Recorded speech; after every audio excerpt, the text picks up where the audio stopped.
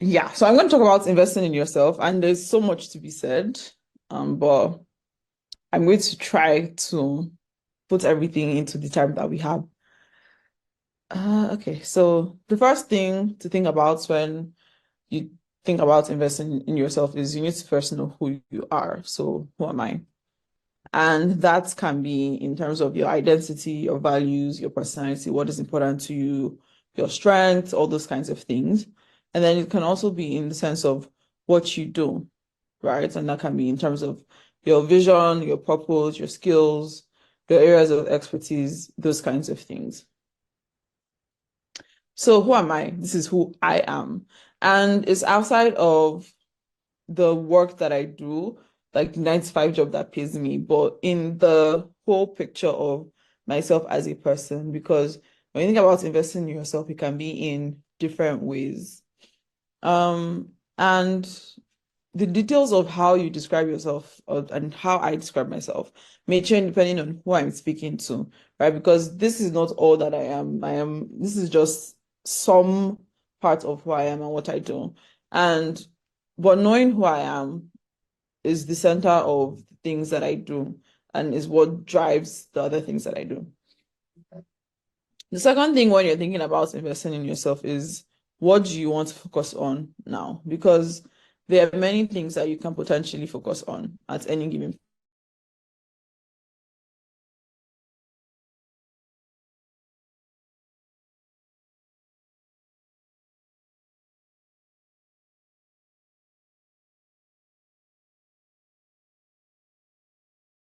To hear me.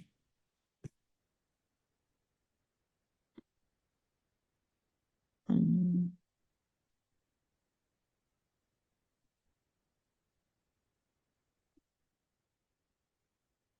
can you guys still hear me? Okay, because you were frozen, so I couldn't see. I don't know if you're good.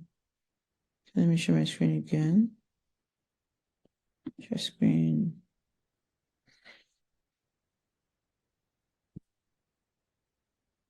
I can't find the screen I was just sharing. Okay, found it. Right. So can you see it now? Okay, cool. So the next thing to think about is what you want to focus on, because again, there are so many parts of your life. This is two examples of the life wheel, which is a thing that people use to like show the different areas of your life, and then you can rate yourself across the different areas. So this is two different examples. They have two different things as the parts of the life wheel. This is another example that has 12 parts in it.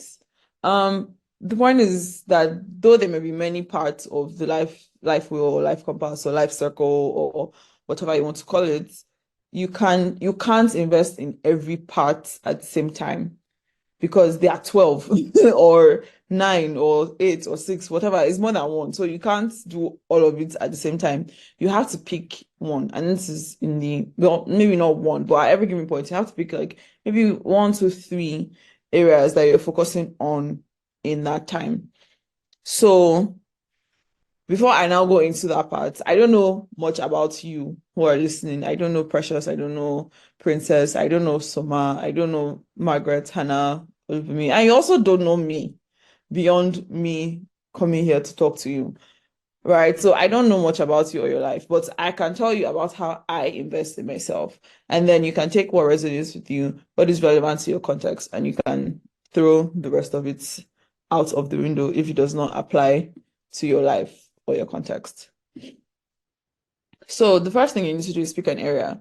Like I said, there are many areas that you can look at, but in summary, there can be three: personal, professional, and social. If you look at those other examples, these examples, right, you can pretty much put it all around like things that are personal, things that are professional, things that are social. So personal can be your finances, your health. Social can be your family, your friends.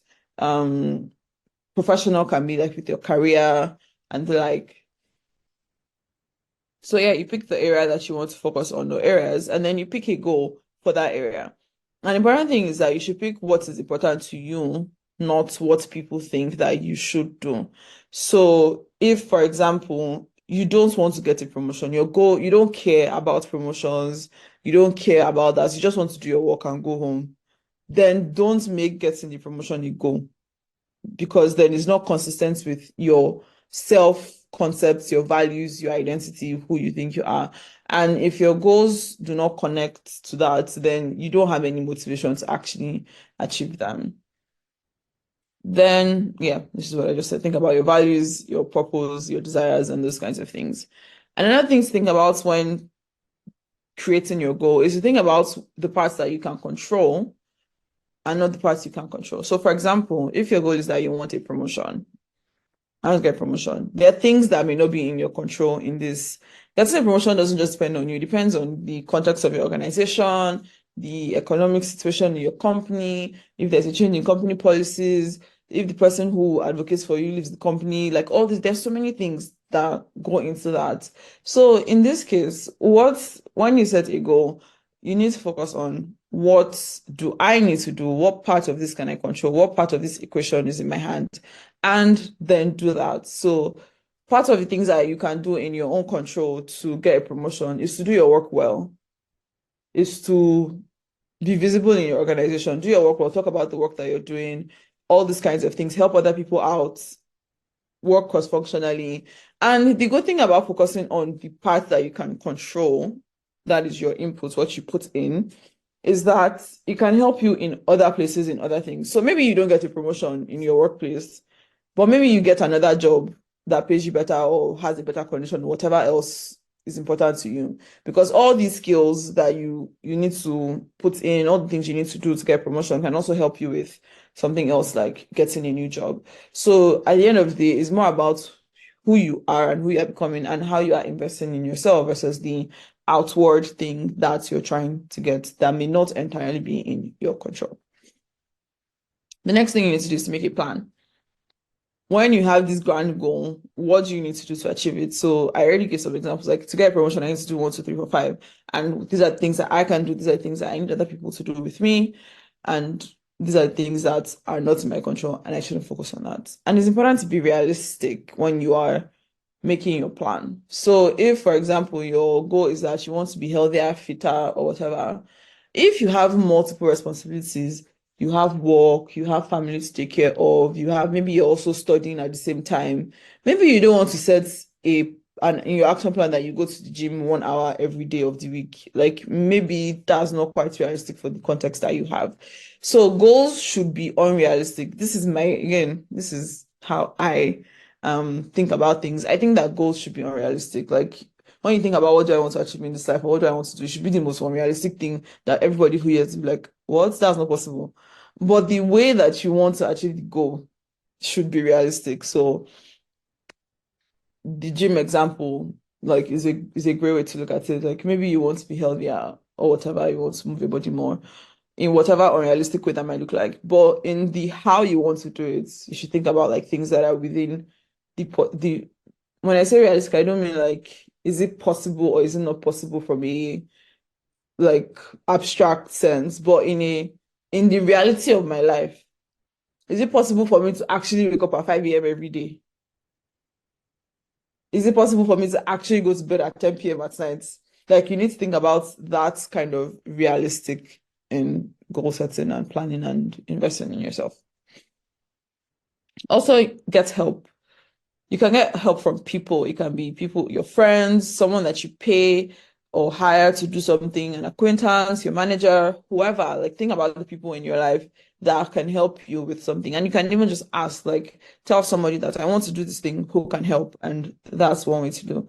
And then what things can also help you. So maybe you need to take a course to fill in some gaps in your knowledge. Maybe you need to find some resources, whether free or paid. Maybe there are some tools you can use, apps you can also use to help you do that thing. So whatever it is, you need to get help somehow. And then finally, you need to actually do.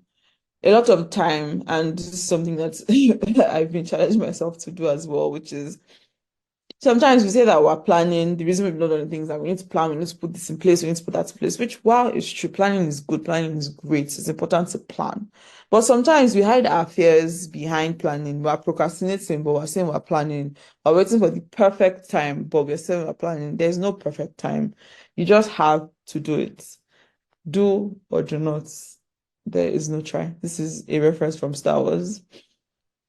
And it's really, if you just sit down the whole time thinking about how you do something, if you don't actually get up and just do it, it's never going to get done. And it will just keep remaining in imagine land, it will just remain in your mind. And the fourth thing to think about in under the area of like investing in yourself is that what you believe matters, what you think actually matters. And because your thoughts shape your actions. When you believe something is not possible, you don't try to do it because what's the point? But when you believe something is possible, then you try to do it. So limiting beliefs. This is a definition by Blackman, and it's basically saying that limiting beliefs are assumptions that you have about yourself and the world, other people, and it can be, they're called limiting because they can hold you back from doing something. So if when you were growing up, people kept telling you that don't you have sense, don't you have sense, you may start to believe that you don't have sense and you feel like you can't do anything.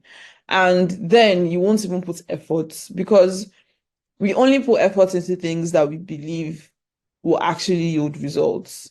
If I'm me like this, decide to come and push something that is 10,000 tons. I don't even know how to visualize what 10,000 tons is. Like, I know that I cannot, it's not even, I can't push it. So I will not even try. I won't bother to try. Like, I was like, let's not even worry. It doesn't make any sense. Not going to happen. And the same applies in like a personal, professional, whatever goal you want to achieve point of view. If you've been told that you can't do something over and over again, you won't even bother trying because you've imbibed that belief that you can't.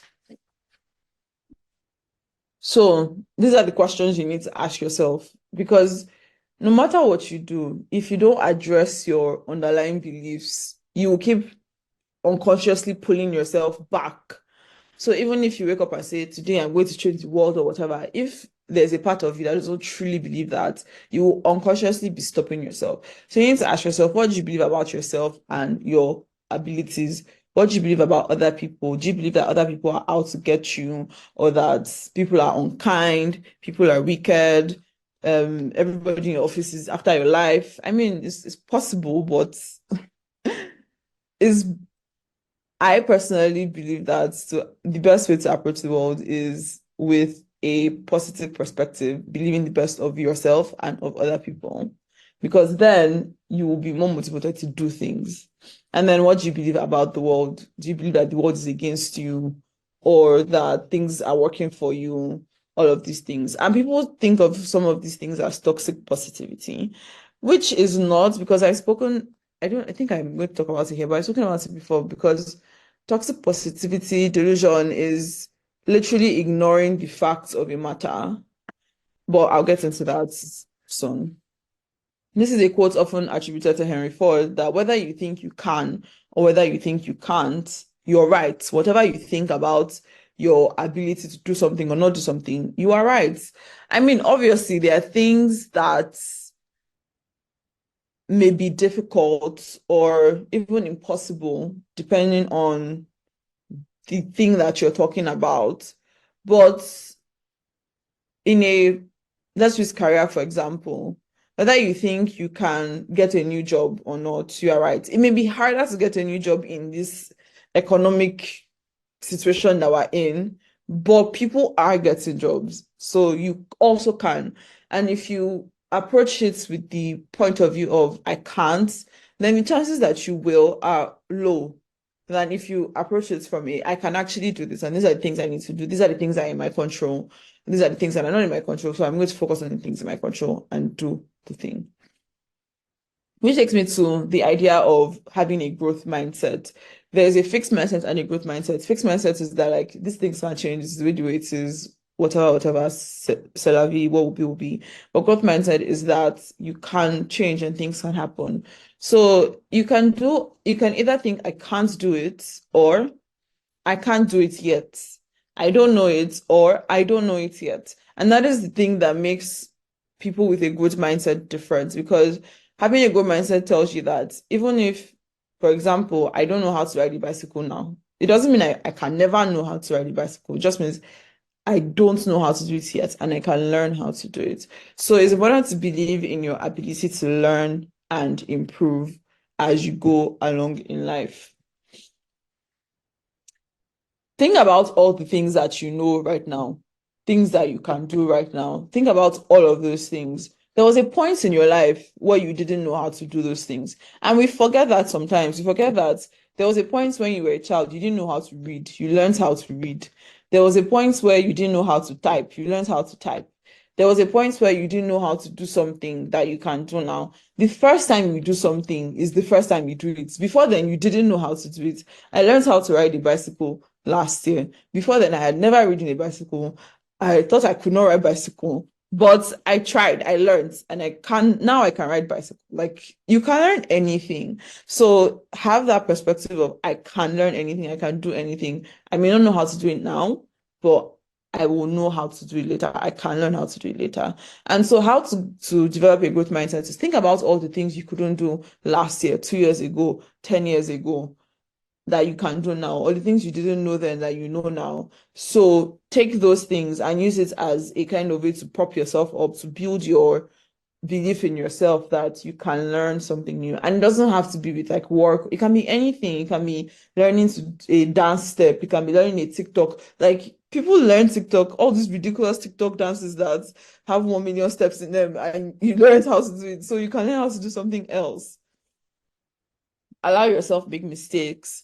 Don't internalize when you make a mistake. When you make a mistake, it doesn't make you a bad person. There's nobody in this life that does not make mistake and does not have has never made a mistake. So if you make a mistake, you're just like everybody else in the world. You're not special. So don't beat yourself up or put yourself down about, oh, I made a mistake or I didn't do something right. It's also an opportunity for you to learn again. When I was riding bicycle, I tried so hard not to fall down. Like, I was like, I'm not going to fall. I refuse to fall. And if you're riding bicycle, there's no way you will not fall, especially when you just start.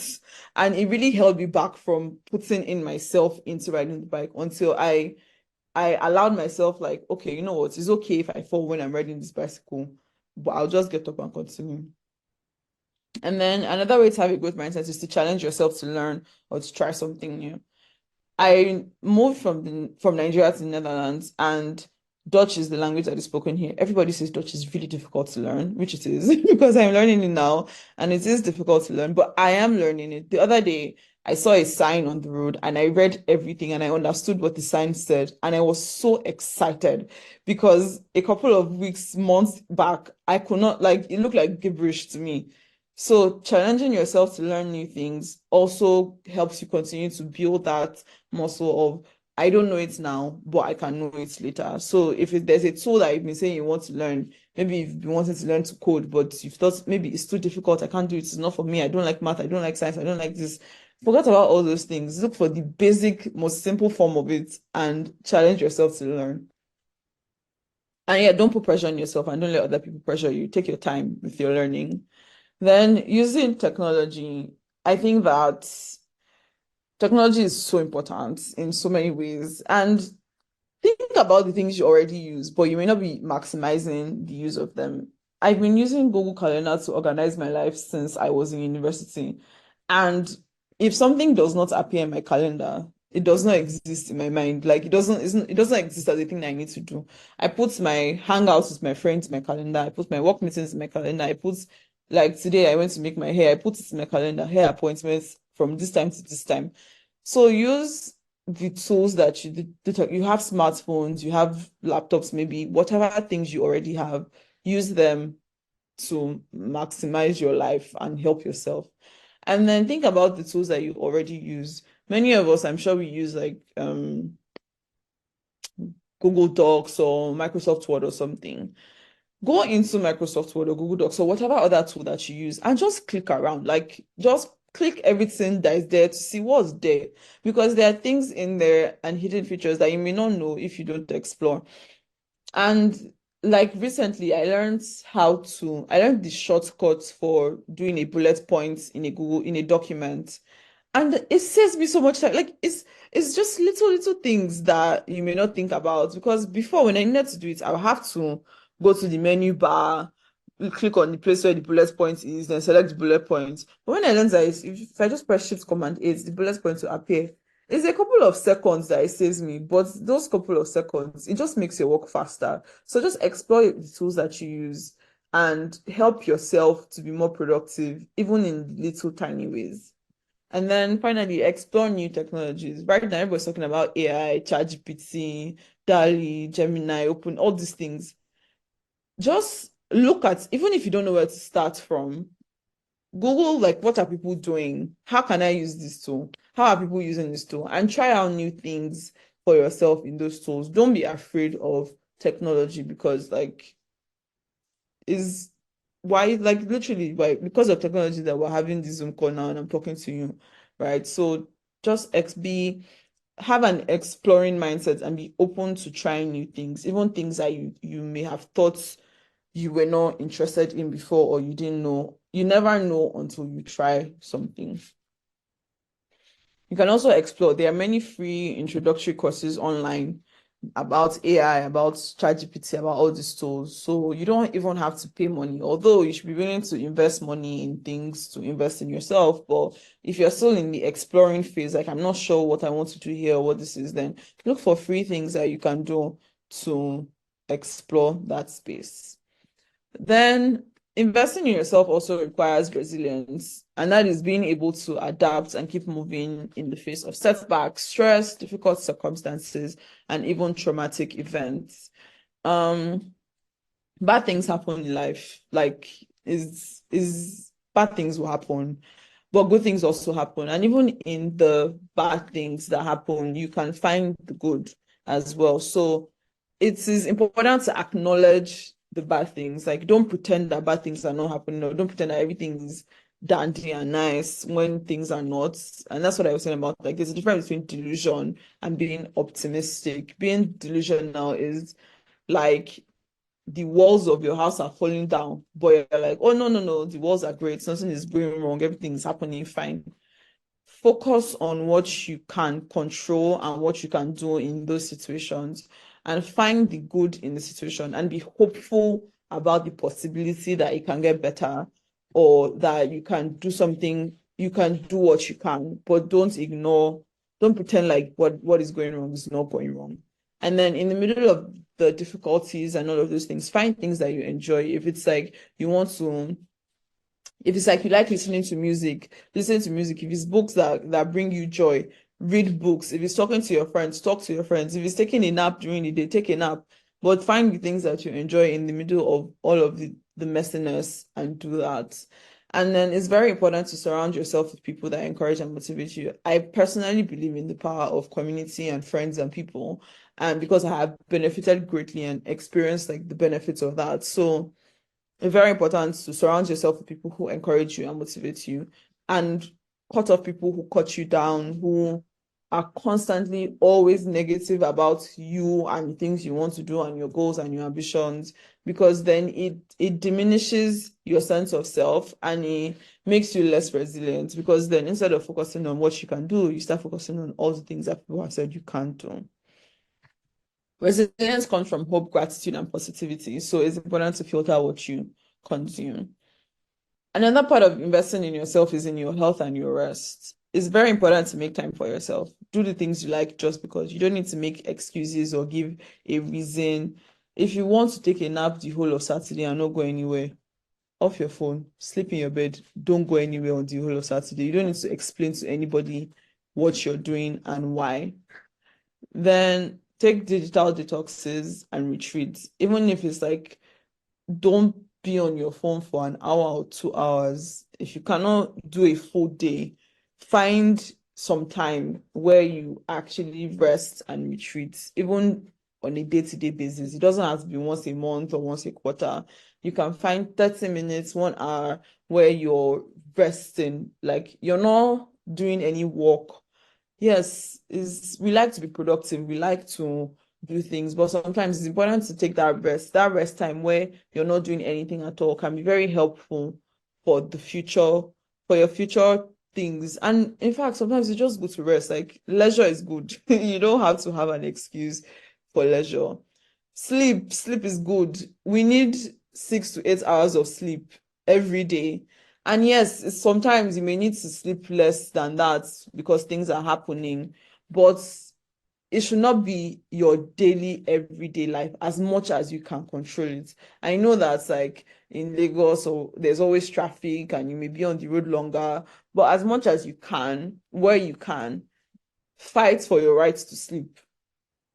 It's okay to outsource things. You don't have to do everything by yourself, even if it means paying. If you can afford to pay someone to do something for you, do it. These are the things that help you with like your own peace, your own serenity, and it's part of investing in yourself. Investing in yourself is not always do a course, get a promotion, get a raise. Investing in yourself can look like also relaxing and resting. And finally, find ways to move your body is very, very important because you only have this one body. And if something happens to it, you can't do anything else again. Like when people die, it's because their body has literally given up. There's nothing left in the body. So you need to take care of your body. You need to find ways to move your body. Do what you enjoy. You don't have to go to the gym if you don't want to go to the gym. If you want to watch YouTube videos, there are many YouTube exercise videos. If that's what you like to do, find the kind you like. If it's dancing, if it's yoga, if it's Pilates, whatever, just find a way that you enjoy to move your body. And this also goes back to what I said about trying things, because you never know until you try. And the thing that ties everything all up together is consistency. Consistency is so important. And sometimes we think that we need to be intense. We need to spend 2 hours of studying at a go, or you need to use like the whole day to do this or do that. But consistency is more important than that. If you spend 30 minutes every day doing something, you're probably better off than the person who does it for like 5 hours once a week, because there is this thing called compounding. Compounding is the easiest way to explain it is with money. If you put 100 naira somewhere and there's 10% interest on it, if you keep putting 100 naira, it continues to compound. So your interest is no more on that, just your first 100 naira. It's on the 100 naira plus the interest on the 100 naira. The next year's interest is on it. So like that applies to everything that we do, whether it's like you want to read your Bible more, you want to pray more, you want to talk to your friends more, you want to finish a course. Like if you can find 30 minutes, 15 minutes, 10 minutes every day to do something, it really helps you. I talked about learning Dutch. What I do now, I downloaded this app that teaches you languages, and I try to do exercises for 15 minutes every day. Some days I only do 5 minutes, some days I only do 10 minutes, but every single day I open that app and I do some practice to practice my Dutch. So the example here is I want to run 30 minutes every day. That's a great goal. You want to do it every single day. You want to run, you want to be fit. Nice. But what if today you've done so much at work and you are so exhausted and you don't have 30 minutes, or it's a very packed day, or you're just tired? Does it mean you will not now run at all? No, maybe you can only run for 15 minutes. Or maybe what you can do is you can walk for 20 minutes. Or in fact, maybe it's only 5 minutes you can do. You march in one place for 5 minutes. The important thing is that you are consistent in the behavior of moving your body versus if I can't run 30 minutes, there's no point. So let me just cancel it for today. The first way is better than the second way. Consistency is more important than intensity. So take it one day at a time. The end.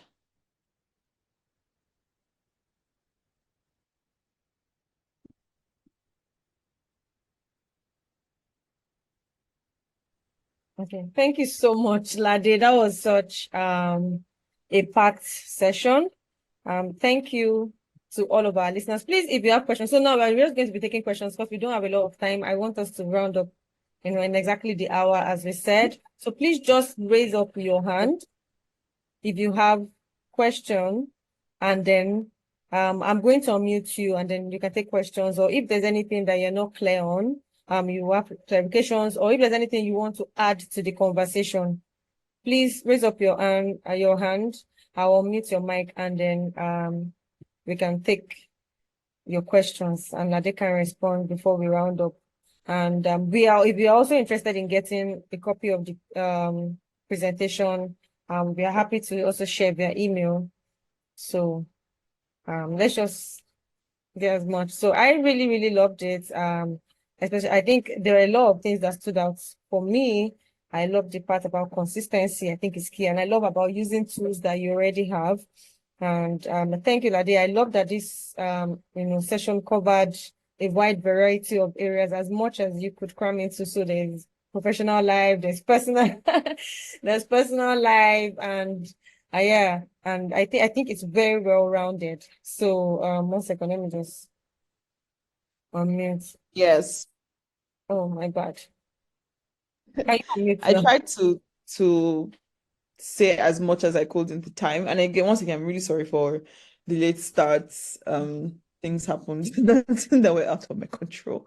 But yeah, if you I would like to hear from the people who are listening, what is something that stood out for you, whether it was new to you or it made you think of something that you already knew but in a different way. Please raise your hand or drop it in the comments, in the chats, either way, so I can unmute you. That's it. And Mm. if you have any experiences related to like what was discussed, please also feel free to share. So I can see that. Okay. Udo.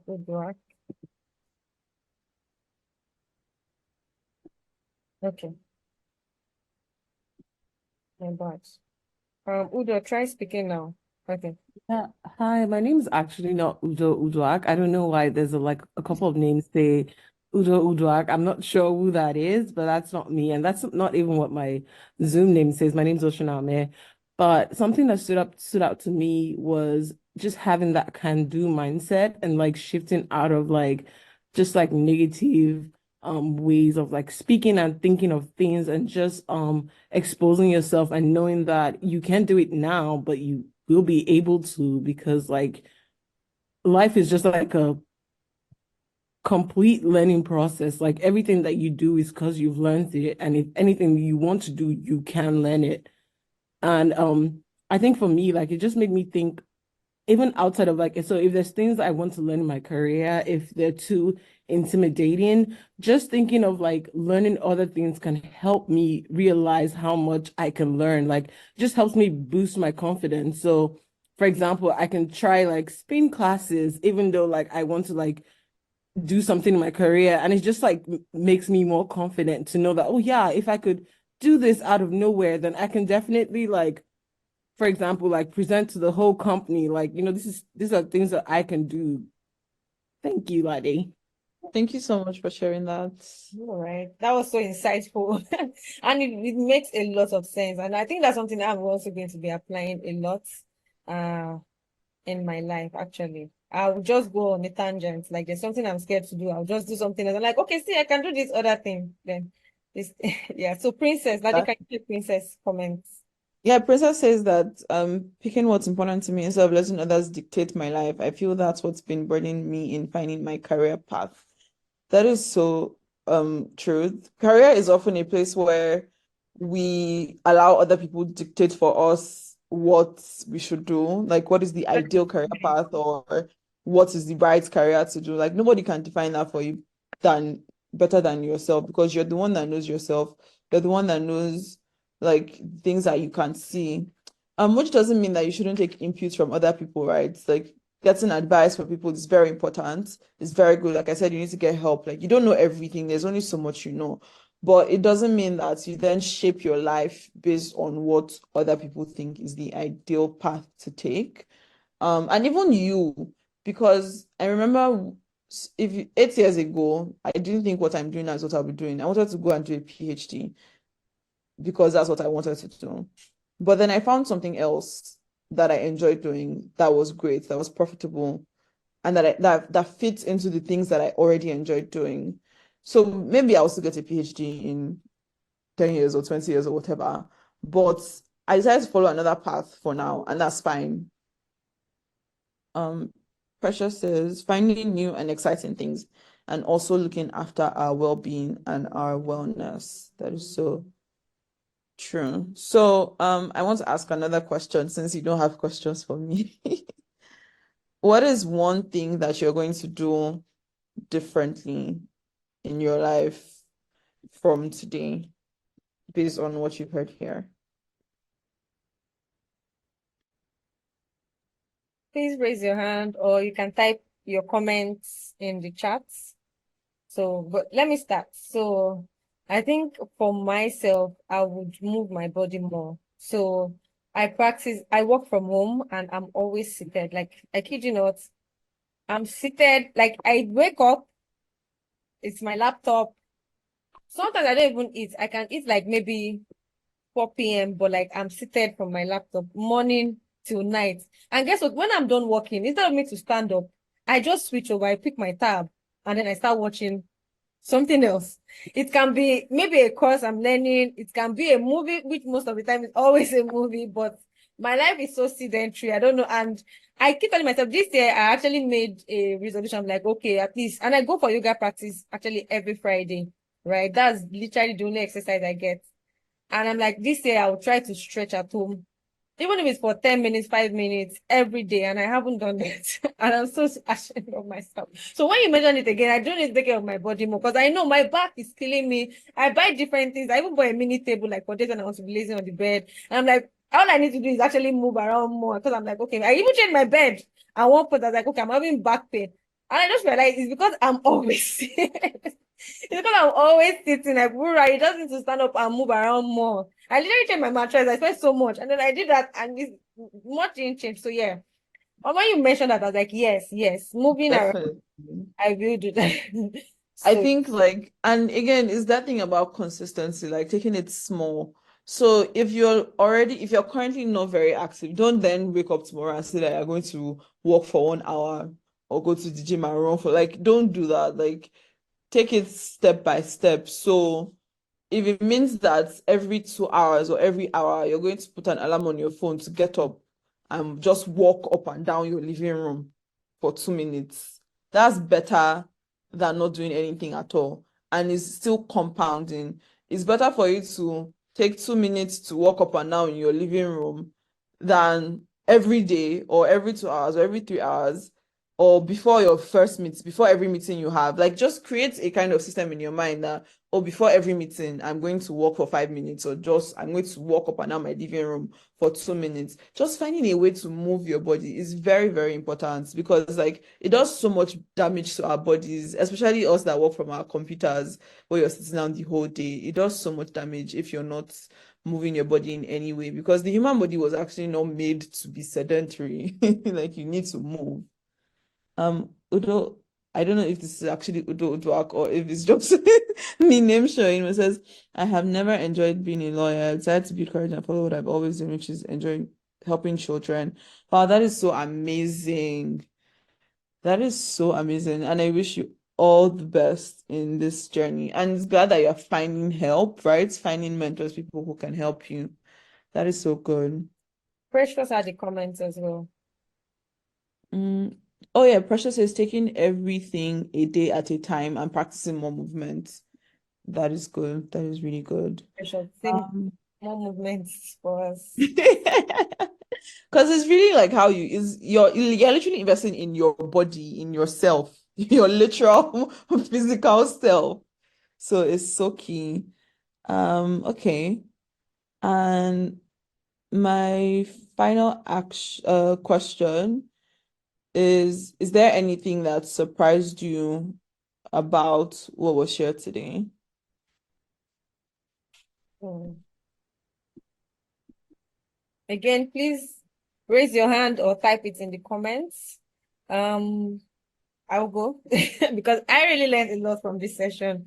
I wouldn't say, I guess it's surprise is the word, but I think the first two slides about they were like these charts that just showed the different life cycle, lifestyle because I was like, I didn't know life, about that. So life areas, yeah, life will. that was eye-opening for me. I'm like, oh, I definitely need to learn more about that and see how that works. So yeah, maybe surprising, but it was Yeah. enlightening. Yeah, for me. Anything new you learn, basically. Yeah. Okay. Anyone else?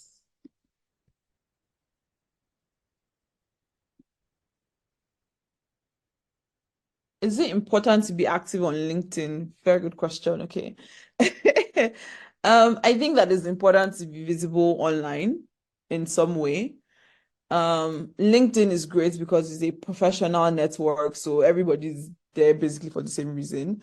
But you can choose whatever platform that you like. This year is the first time I'm being active on LinkedIn, which is why it's only my LinkedIn that is that was on the slide.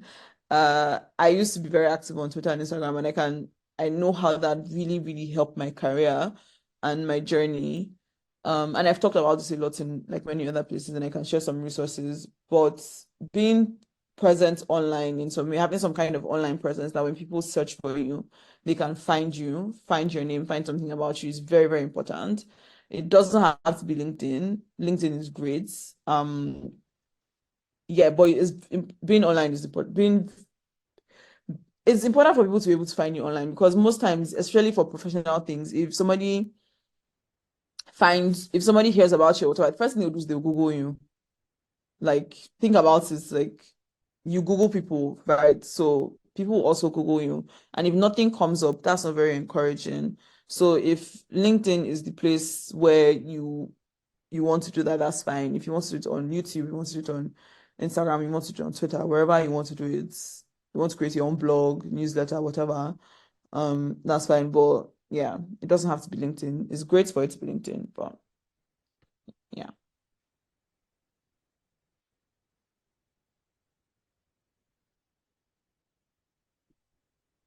Yeah, so if you have any more questions, maybe something you don't want to ask publicly, you can send me a message on LinkedIn. I think my LinkedIn is set to accept messages from anyone, whether you have LinkedIn Premium or not. And you can also send me an email. I'm going to put my email in the chat. And email, I will do my best to respond to you. I can't tell you that I'll respond to you in 2 days or in 3 days, but I will respond to you eventually. It may take longer, but I will respond to your email.